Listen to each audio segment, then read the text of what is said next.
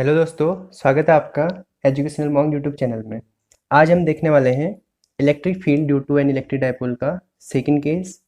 कौन सा? Equatorial condition और नॉन एक्सियल कंडीशन वाला, ये जिसको क्या बोला जाता है, निरक्षीय स्थिति। तो सबसे पहले देखते हैं, जैसा कि हमने लास्ट लेक्चर में क्या पढ़ा था, एक्सियल कंडीशन पे पढ़ा था ना। तो एक्सियल कंडीशन में क्या था, हमने क्या किया था, इलेक्ट्रिक डायपोल की एक्सिस में एक पॉइंट पी लिया था जहाँ पे हमें electric field intensity find out करनी थी। अब हम क्या कर रहे हैं, अब एक्सियल कंडीशन से थोड़ा सा डिफरेंट हम जा रहे हैं। हम क्या करेंगे, उसकी एक्सिस से बाहर एक पॉइंट कंसीडर करेंगे। ठीक है, कि वो पॉइंट किस तरीके से कंसीडर करेंगे उसको हम देखते हैं। चलो, तो सबसे पहले तो मैं इलेक्ट्रिक डायपोल बना लेता हूँ। ठीक है, तो सबसे पहले मैं यहाँ पे एक इलेक्ट्रिक डायपोल बना लेता हूँ। ये यहाँ पे मैंने प्लस क्यू चार्ज ले लिया, यहाँ पे मैंने माइनस क्यू चार्ज ले लिया। ये हो गया पॉइंट ए और ये हो गया पॉइंट बी।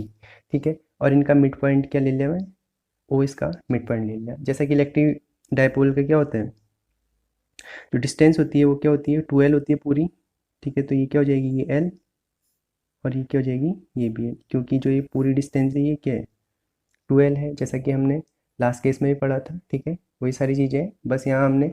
अच्छा, अब इसमें क्या बोला गया है, एक पॉइंट हमने लेना है, कहाँ लेना है, इक्वेटोरियल कंडीशन। इक्वेटोरियल कंडीशन मतलब ए से भी सेम डिस्टेंस पे, बी से भी सेम डिस्टेंस पे, मतलब यहाँ कहीं पॉइंट हम एक ऐसा लेंगे इक्वेटोरियल कंडीशन पे, जहाँ पे हमें electric field intensity find out करनी है। ठीक है, तो यहाँ कहीं मैंने क्या कर लिया, वो पॉइंट ले लिया। ठीक है, यहाँ पे मैंने पॉइंट पी ले लिया जहाँ पे हमें electric field intensity find out करनी है। अब देखते हैं, इसकी डिस्टेंस भी देखनी पड़ेगी हमें, ए से पी तक की डिस्टेंस और बी से पी तक की डिस्टेंस, तभी तो हम फाइंड आउट कर पाएंगे। और जो इसके मिड पॉइंट से पी तक की डिस्टेंस, जैसा कि हमने लास्ट लेक्चर में लिया था, आर क्या लेते थे, आर, उसी तरीके से ले लेते हैं। ये क्या हो गई, आर डिस्टेंस। अच्छा, अब ए से पी तक की डिस्टेंस को हम देखते हैं। ठीक है, तो ये ए से पी तक की डिस्टेंस हो गई। ऐसे ही पी से बी तक की डिस्टेंस, ये पी से बी तक की डिस्टेंस हो गई। तो ये किस तरीके का, एक हमें क्या दिख रहा है, इक्विलेटरल ट्रायंगल टाइप का दिख रहा है। ठीक है, इक्विलेटरल नहीं बोल सकते क्योंकि नीचे 12 डिस्टेंस है। ठीक है, ये कुछ और आएंगी। ठीक है, इक्विलेटरल नहीं है, सॉरी, इक्विलेटरल ट्रायंगल नहीं है ये, हमें एक ट्रायंगल फॉर्म हो रहा है। ठीक है, अब देखते हैं इसमें क्या क्या चीज़ें हैं। जैसा कि आपको ये 90 डिग्री दिख रहा होगा, ये भी 90 डिग्री दिख रहा होगा। तो ए पी की वैल्यू क्या होगी, ए पी की वैल्यू हमें आगे फाइंड आउट करनी पड़ेगी, इलेक्ट्रिक फील्ड ए से निकालना पड़ेगा, तो ये डिस्टेंस चाहिए ना, पी तक की डिस्टेंस। तो ए पी की वैल्यू चाहिए और हमें बी पी की वैल्यू चाहिए। तो ए पी और बी पी की वैल्यू किस तरीके से निकाली जाएगी, वो भी देख लेते हैं। ये क्या बन रहा है, एक राइट एंगल ट्राइंगल बन रहा है ना। ठीक है, तो ए पी और बी पी की वैल्यू किस तरीके से निकाली जाएगी, ये क्या है, हाइपोटेनस का स्क्वायर इक्वल टू क्या हो जाएगा, बेस का स्क्वायर प्लस परपेंडिकुलर का स्क्वायर। ठीक है, तो क्या होगा, ए पी और बी पी क्या होंगे, सेम होंगे ना, ये एल है, ये आर है। ठीक है, तो ए पी को निकाल लेते हैं, ए पी की वैल्यू सेम बी के बराबर, बी पी के बराबर होगी। तो ए पी स्क्वायर लिखेंगे तो क्या लिख लेंगे, ये क्या होगा, हाइपोटेनस का स्क्वायर इक्वल टू बेस का स्क्वायर, यानी कि A O square plus P O square. A O की वैल्यू क्या है, एल, एल स्क्वायर, और पी ओ की वैल्यू आर स्क्वायर। ठीक है, तो ए पी स्क्वायर ये आ गया, तो यहाँ से हमें ए पी की वैल्यू क्या मिल जाएगी, L square plus are square. यहाँ स्क्वायर हम हटाएंगे तो क्या मिल जाएगा, यहाँ रूट चढ़ जाएगा। ठीक है, तो ये क्या आ गई, ए पी की वैल्यू। और यही सेम वैल्यू किसकी होगी, बी पी की भी होगी। ठीक है, तो ए पी और बी पी की वैल्यू को भी हम मेंशन कर लेते हैं। ठीक है, ए पी की वैल्यू क्या है, under root L square plus are square, और बी पी की वैल्यू क्या है, under root L square plus are square. ठीक है, अच्छा, अब इसमें हमें स्टार्टिंग में कुछ चीज़ें लिखनी भी पड़ती हैं, तो इस इलेक्ट्रिक डायपोल के बारे में भी हमें मेंशन करना पड़ेगा कि क्या क्या चीज़ें इसमें हैं। तो उसको भी हम जल्दी से लिख लेते हैं। ठीक है, तो क्या लिखना है, let us consider, let us consider an electric dipole AB having charges plus q and minus q and distance between the charges 12। ठीक है, फिर आगे from mid point O a point P is present at r distance, ठीक है। वो P point क्या है जहाँ पे हमें इलेक्ट्रिक फील्ड इंटेंसिटी क्या करनी है, फाइंड आउट करनी है, ठीक है। तो इस तरीके से हमने ये सब चीज़ें भी मेंशन कर ली। अब देखते हैं हमें क्या करना है, इलेक्ट्रिक फील्ड निकालना है। सबसे पहले ए के थ्रू पी पे, फिर निकालेंगे बी के थ्रू पी पे हम इलेक्ट्रिक फील्ड, ठीक है। तो ए के थ्रू पी पे और बी के थ्रू पी पे इलेक्ट्रिक फील्ड निकालेंगे तो हमें क्या मिल जाएगी, रिजल्टेंट इलेक्ट्रिक फील्ड, फिर उनकी हेल्प से हम निकालेंगे। तो किस तरीके से करना है अब आगे देखते हैं। तो सबसे पहले इलेक्ट्रिक फील्ड की डायरेक्शन भी देख लेते हैं, ठीक है। तो किस तरीके से होगा, ठीक है। ए से क्या होगा, ये पॉजिटिव चार्ज है, तो पी पे जो इलेक्ट्रिक फील्ड होगा कहाँ होगा, इसकी डायरेक्शन क्या होगी, आउटवर्ड, ठीक है, इस डायरेक्शन में कहीं, जिसको मैं क्या बोल देता हूँ, E1। ऐसे ही बी के थ्रू जो इलेक्ट्रिक फील्ड होगा वो क्या होगा, अंदर की तरफ आता है ना, तो कहाँ आएगा, अंदर की तरफ इस डायरेक्शन में, ठीक है। तो यहाँ कहीं क्या होगी, इसकी डायरेक्शन होगी, E2 की डायरेक्शन होगी, ठीक है, इस तरीके से। अब देखते हैं इलेक्ट्रिक फील्ड निकालते हैं, ठीक है। तो electric field at P due to A या प्लस क्यू चार्ज के थ्रू, ठीक है। पी पे इलेक्ट्रिक फील्ड निकालते हैं ए के थ्रू, ठीक है। तो ए के थ्रू जो इलेक्ट्रिक फील्ड निकालेंगे उसको मैंने बोला क्या, E1, E1 इक्वस टू क्या होगा, 1/4 pi epsilon naught q upon r square. R की जगह क्या होगा, ए से पी तक की डिस्टेंस क्या है, ए पी, तो ए पी स्क्वायर बोल सकते हैं। और ए पी की वैल्यू क्या है, under root L² plus are square, तो उसको रख देंगे तो क्या मिल जाएगा, 1/4 pi epsilon naught q upon A P की जगह क्या रख देंगे, under root L² plus are square की पावर 2, ठीक है। तो L² प्लस आर स्क्वायर की पावर क्या है, अंडर रूट में है, अंडर रूट मतलब क्या होता है 1/2, और पावर 2 भी है, 1/2 इंटू 2 क्या हो जाएगा 1, तो यहाँ बचेगा कितना, 1/4 pi epsilon naught q upon L² plus are square, क्योंकि पावर ये 1/2 हो जाएगी तो 1/2 इंटू 2 क्या हो जाएगा, 2/2 यानी कि 1, पावर 1 हो जाएगी, ठीक है। तो ये तो आ गया E1 की वैल्यू, ठीक है। तो अब E1 की वैल्यू अच्छे से लिख लेते हैं, साथ में इसकी डायरेक्शन में मेंशन कर लेंगे। तो E1 की वैल्यू क्या आ गई, 1/4 pi epsilon naught q upon L² plus are square, और इसकी डायरेक्शन कहाँ से कहाँ है, ए टू पी, ठीक है। इसकी हम डायरेक्शन देखेंगे तो क्या है, ए टू पी, इस तरीके से। ये आ गई हमारी इक्वेशन 1 बोल सकते हैं इसे, ठीक है। अब ऐसे देखेंगे electric field at P due to B, ठीक है। अभी हमने ए के थ्रू निकाला, अब बी के थ्रू कहाँ पे, पी पे इलेक्ट्रिक फील्ड देखते हैं, ठीक है। तो ये किस तरीके से आता है,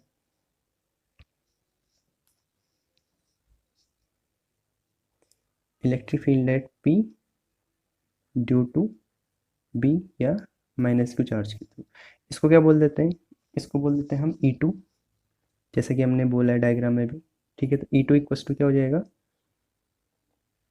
1/4 pi epsilon naught q upon, ठीक है, कितनी आ जाएगी, डिस्टेंस कितनी ली थी, जैसे हमने ए पी ली थी, यहाँ से क्या हो जाएगी, बी से पी तक की डिस्टेंस बी पी, ठीक है। तो यहाँ क्या रख देंगे, बी पी स्क्वायर। तो बी पी की वैल्यू क्या है, जो ए पी की थी वही बी पी की भी है, ठीक है। तो क्या रख देंगे, वैल्यू उठा के रख देते हैं, 1/4 pi epsilon naught q upon B P की जगह क्या रख देंगे, under root L² plus are square का स्क्वायर। तो ये भी क्या मिल जाएगी, 1/4 pi epsilon naught q upon L² plus are square, ठीक है। यहाँ भी सेम केस क्या होगा, L² प्लस आर स्क्वायर की पावर अंडर रूट में है, तो इसका मतलब 1/2, और इसको 2 से मल्टीप्लाई करेंगे तो क्या हो जाएगा, पावर 1 बच जाएगी, ठीक है। तो अब E2 को भी लिख लेते हैं ढंग से, और साथ में इसको इसके डायरेक्शन में मेंशन कर लेते हैं। तो E2 की वैल्यू क्या आ जाएगी, 1/4 pi epsilon naught q upon L² plus are square, ठीक है। और इसकी डायरेक्शन कहाँ से कहाँ होगी, क्या देखी थी हमने, E2 की डायरेक्शन में दोबारा से दिखा देता हूँ, ठीक है। E2 के अंदर की ओर P2 B, ठीक है। इसकी डायरेक्शन कहाँ से कहाँ हो जाएगी, P2B, ठीक है। इसको बोल देते हैं इक्वेशन 2। अब हमें इन दो इक्वेशंस को सॉल्व करना है। अब देखते हैं E1 E2 तो हमें पता चल गए, तो अब रिजल्टेंट इलेक्ट्रिक फील्ड किस तरीके से निकालेंगे, ठीक है। E1 E2 की हेल्प से हम रिजल्टेंट कैसे निकालेंगे उसको देखते हैं। तो पिछले केस में क्या था, रिजल्टेंट हमने क्या करा था, E1 माइनस E2 करा था, बट यहाँ E1 माइनस E2 नहीं कर सकते, क्यों, क्योंकि पिछली बार क्या था, एक ही एक्सिस में थे ना, एक इस तरफ जा रहा था एक इस तरफ आ रहा था, ठीक है। ठीक, एक इस तरफ आ रहा था, एक इस तरफ जा रहा था, तो उसमें हमने क्या करा, सीधे उन दोनों का डिफरेंस ले लिया। क्यों? क्योंकि वो एक दूसरे के रिस्पेक्ट में क्या थे, उनकी डायरेक्शन अपोजिट थी, लेकिन इनकी डायरेक्शन तो क्या है, डिफरेंट डिफरेंट है ना, कुछ एंगल फॉर्म हो रहा होगा। ठीक है, तो अब देखते हैं ये जो E1 है और E2 है, ये क्या है, ये डायपोल की एक्सिस है। ठीक है, तो इसके रिस्पेक्ट में क्या एंगल फॉर्म हो रहा है, उसको ऑब्जर्व करके हमें निकालना पड़ेगा। ठीक है, तो रिजल्टेंट इलेक्ट्रिक फील्ड जो होगा उसको देखते हैं। तो रिजल्टेंट इलेक्ट्रिक फील्ड, अगर ये क्या है, एक्सिस है, एक्सिस के रिस्पेक्ट में E1 इस डायरेक्शन में जा रहा और E2 इस डायरेक्शन में आ रहा। अगर ये जो डायरेक्शन है, ये मैं एंगल यहाँ पे ले लेता हूँ, ये क्या ले लिया मैंने, थीटा एंगल ले लिया। थीटा एंगल ले लिया तो मैं यहाँ पे भी एक क्या कर लेता हूँ, एक ड्रॉ कर लिया मैंने इमेज, एक लाइन ड्रॉ कर ली। ठीक है, इसके रिस्पेक्ट में यहाँ भी क्या करना पड़ेगा, सेम एंगल थीटा आएगा। ठीक है, अच्छा अब क्या करना पड़ेगा हमें, E1 और E2 को क्या करना है, कंपोनेंट फॉर्म में ब्रेक करना है। ठीक है, अब ये क्या है, ये इस डायरेक्शन में इस तरीके से जा रहा है, थीटा एंगल है, तो इसके रिस्पेक्ट में हमें E1 और E2 को क्या करना पड़ेगा, ब्रेक करना पड़ेगा, यानी कि रिजॉल्व करना पड़ेगा। जैसे कि रिजोल्यूशन आपने लास्ट लास्ट ईयर पढ़ा है ना। ठीक है, 11th में क्या करता है, रिजोल्यूशन करते थे ना, किस तरीके से करते थे रिजोल्यूशन, याद है? क्या करते थे, जब थीटा एंगल होता था, एक वेक्टर इस डायरेक्शन में, एक वेक्टर इस डायरेक्शन में, तो रिजल्टेंट वेक्टर किस तरीके से निकालते थे। ठीक है, वही करना है यहाँ। अब वो किस तरीके से करना है वो देखते हैं। E1 क्या है, रिजल्टेंट है। ठीक है, मैं थोड़ा सा यहाँ पे एक्सप्लेन भी कर देता हूँ किस तरीके से रिजॉल्व करते थे। यहाँ पे मैं क्या होता था, जब दो वेक्टर, ठीक है, जब दो वेक्टर क्या होते थे, इस तरीके से दिखते थे, तो इनका रिजल्टेंट क्या होता था, इनका रिजल्टेंट कहीं बीच में लाई करता था ना। अगर ये क्या होते थे, एक दूसरे से थीटा एंगल पे होते थे, तो इसको रिजॉल्व करते थे। रेक्टेंगल रिजोल्यूशन कैसे करते थे, इस तरीके से, ये क्या आता था, थीटा एंगल के साथ क्या आता था, रिजल्टेंट आता था। और ये क्या होता था, ये वेक्टर ए होता था, ये वेक्टर बी होता था। ठीक है, याद है? क्या करते थे, जो पैरेलल क्या होता था हमारा पैरेललोग्राम वाला जो रिजोल्यूशन होता था, उस तरीके से। एक क्या आता था, हॉरिजॉन्टल कंपोनेंट, हॉरिजॉन्टल कंपोनेंट क्या आते थे, कॉस की फॉर्म में, कॉस थीटा की फॉर्म में। और वर्टिकल कंपोनेंट किसकी फॉर्म में आते थे, साइन थीटा की फॉर्म में। ठीक है, थोड़ा सा याद है। ठीक है, तो इसी तरीके से हमने क्या करना है, E1 और E2 को भी रिजॉल्व करना है। ठीक है, तो अब देखते हैं किस तरीके से रिजॉल्व होंगे। अब E1 को देखो, E1 ये है और इसकी डायरेक्शन क्या है, ये है, और ये थीटा एंगल बना रहे हैं, तो इसका जो हॉरिजॉन्टल कंपोनेंट होगा किस डायरेक्शन में आएगा, इस डायरेक्शन में। तो E1 कॉस थीटा कहाँ आ रहा है, ठीक है, इस डायरेक्शन में आ रहा है ना, E1 कॉस थीटा। और इसका वर्टिकल कंपोनेंट कहाँ जाएगा, ठीक है, इस डायरेक्शन में। वर्टिकल कंपोनेंट इस डायरेक्शन में जाएगा, जो क्या होगा, E1 साइन थीटा। ठीक है, वर्टिकल कंपोनेंट क्या आ गया, E1 साइन थीटा। ये तो क्या हो गया, E1 को रिजॉल्व कर लिया। ऐसे ही E2 को रिजॉल्व करेंगे। अब E2 क्या है, E1 तो हमें ऐसा दिख रहा है सीधा, अब इसको उल्टा कर देंगे तो E2 मिल जाएगा ना। E2 इस तरीके का है। ठीक है, मैं आपको यहाँ पे एक्सप्लेन कर देता हूँ। E2 इस तरीके से आ रहा है, नीचे को ऐसे आ रहा है ना E2, ये वाली ये क्या है, ये हो गई। ठीक है, E2, तो E2 का क्या होगा, हॉरिजॉन्टल कंपोनेंट। अगर इसको उल्टा करके देखें, थीटा एंगल देखें, तो ये क्या होगा, ये हॉरिजॉन्टल कंपोनेंट मिलेगा ना, E2 cos थीटा। और ये क्या होगा, नीचे को क्या होगा, ये वर्टिकल कंपोनेंट हो जाएगा किसके, E2 के रिस्पेक्ट में। इसे उल्टा करके देख सकते हैं आप। ठीक है, तो क्या हो जाएगा, इसको अगर उल्टा करके देखें तो क्या मिलेगा, ये वाला इस डायरेक्शन में E2 cos थीटा मिलेगा, और E2 sin थीटा इस डायरेक्शन में, यानी कि वर्टिकल कंपोनेंट। ठीक है, तो E1 sin थीटा कहाँ मिलेगा, इस डायरेक्शन में। ठीक है, यहाँ कहीं क्या मिल रहा होगा, E1 साइन थीटा। ठीक है, मैंने अलग अलग कलर से दिखा दिया जिससे आपको कन्फ्यूजन ना हो। ठीक है, तो ये नीचे को क्या हो रहा है, E1 sine theta, sorry E2 sine theta, E2 का कंपोनेंट फॉर्म, और ऊपर को E1 साइन थीटा। अब E1 और E2 के हैं, दोनों अमाउंट में क्या है, आपको बराबर दिख रहे हैं ना। E1 और E2, ए के थ्रू जो इलेक्ट्रिक फील्ड आता है, और बी के थ्रू जो इलेक्ट्रिक फील्ड आया था, क्या थे, दोनों बराबर है। E1 साइन थीटा यहाँ जा रहा, E2 साइन थीटा यहाँ आ रहा, तो दोनों के साथ साइन थीटा लग जाएगा, लेकिन दोनों क्या है, एक दूसरे के अपोजिट डायरेक्शन में। ठीक है, क्या बन रहा है, इनके पीछे 180 डिग्री का बन रहा है ना, तो ये क्या करेंगे, इन दोनों का डिफरेंस क्या हो जाएगा, एक दूसरे को कैंसिल आउट कर देगा। तो रिजल्टेंट कहाँ डिपेंड करेगा, इस डायरेक्शन में, क्योंकि E1 कॉस थीटा भी यहीं आ रहा, और E2 कॉस थीटा भी इसी डायरेक्शन में आ रहा है। ठीक है, E1 कॉस थीटा और E2 कॉस थीटा क्या है, दोनों सेम डायरेक्शन में, जैसे कि मैंने यहाँ पे मेंशन भी कर रहा है। ठीक है, तो इस तरीके से जो रिजल्टेंट डिपेंड करेगा किस पे, E1 कॉस थीटा और E2 कॉस थीटा पे डिपेंड करेगा। तो अब देखते हैं रिजल्टेंट। तो रिजल्टेंट इलेक्ट्रिक फील्ड में क्या होगा, वर्टिकल कंपोनेंट तो कैंसिल हो जाएंगे। ठीक है, रिजल्टेंट इलेक्ट्रिक फील्ड किस पे डिपेंड करेगा, vertical components can cancel each other. ठीक है, वर्टिकल कंपोनेंट्स ने क्या कर दिया, एक दूसरे को कैंसिल कर दिया ना, E1 साइन थीटा और E2 साइन थीटा ने। ठीक है, तो हमारा जो रिजल्टेंट डिपेंड करेगा किस पे, कॉस थीटा पे डिपेंड करेगा। ठीक है, तो रिजल्टेंट जो हमारा इलेक्ट्रिक फील्ड आएगा, रिजल्टेंट इलेक्ट्रिक फील्ड यू होगा, वो किस पे डिपेंड करेगा, E1 cos theta plus E2 cos theta. ठीक है, तो अब क्या है, E1 E2 की वैल्यू हमें पता है, बस उठा के रख देनी है। तो E1 की वैल्यू क्या है, 1/4πε0 Q upon L square plus are square plus 1/4πε0 Q upon L square plus are square. और दोनों में कॉस थीटा था तो मैं क्या कर सकता हूँ, कॉस थीटा को कॉमन ले सकता हूँ ना। मैंने यहीं क्या ले लिया, कॉस थीटा को कॉमन ले लिया। ठीक है, क्योंकि इन दोनों में था। ठीक है, तो अब देखते हैं, अब हमें क्या करना है, ये दोनों क्या हो जाएंगे, ये भी, ये जो टर्म है इसके बराबर है, तो क्या हो जाएगा 1+1 = 2, ऐसा कुछ हो जाएगा ना। तो मैं इसको क्या लिख सकता हूँ, 1/4πε0 2q upon L square plus are square लिख सकते हैं, क्योंकि दोनों सेम है। दोनों सेम है तो क्या हो जाएगा, ये 1 हो गया, ये 1 हो गया, 1+1 क्या हो गया, 2 हो गया। ठीक है, इस तरीके से। ठीक है, और साथ में क्या है, कॉस थीटा मल्टीप्लाई है। ठीक है, अब हमें क्या करना है, ये तो आ गया हमारा रिजल्टेंट इलेक्ट्रिक फील्ड।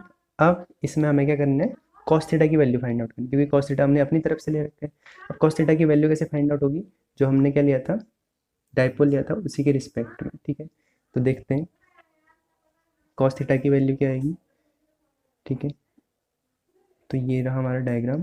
ठीक है, ये है थीटा एंगल। कॉस थीटा क्या होता है, कॉस थीटा इक्वल्स टू क्या होता है, बेस अपॉन हाइपोटेन्यूस। ठीक है, मैं यहाँ पे बना देता हूँ।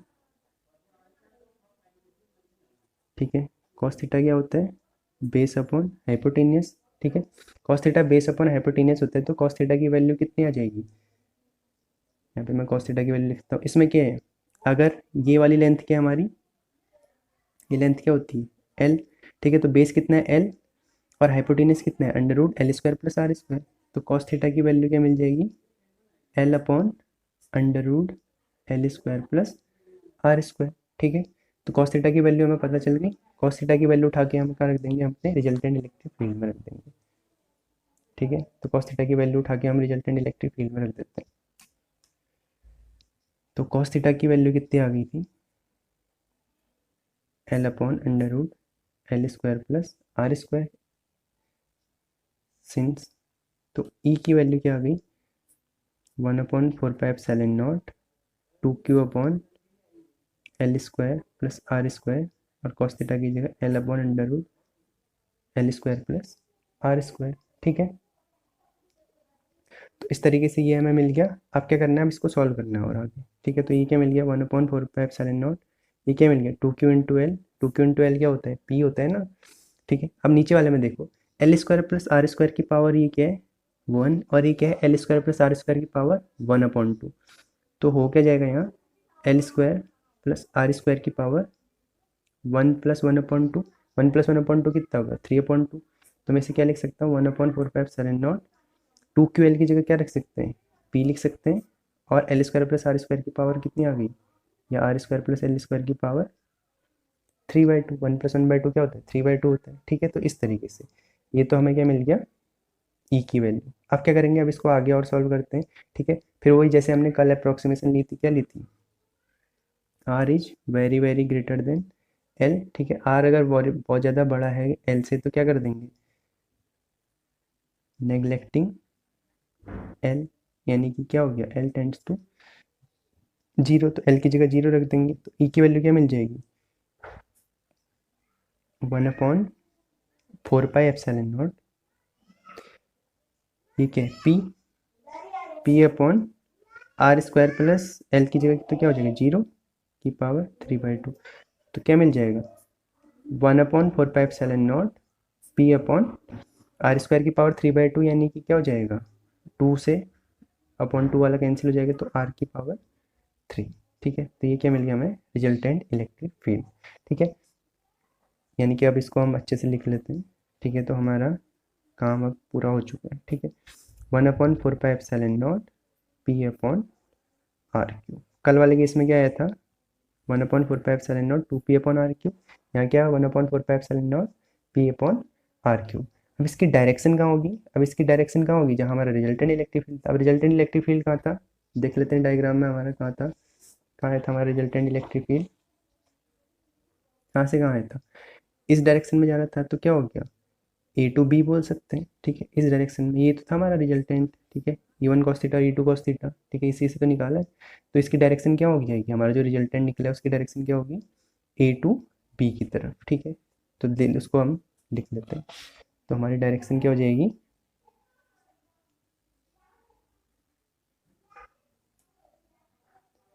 ए टू बी, ठीक है। तो इस तरीके से हमने क्या कर लिया, इलेक्ट्रिक फील्ड फाइंड आउट कर लिया, ठीक है।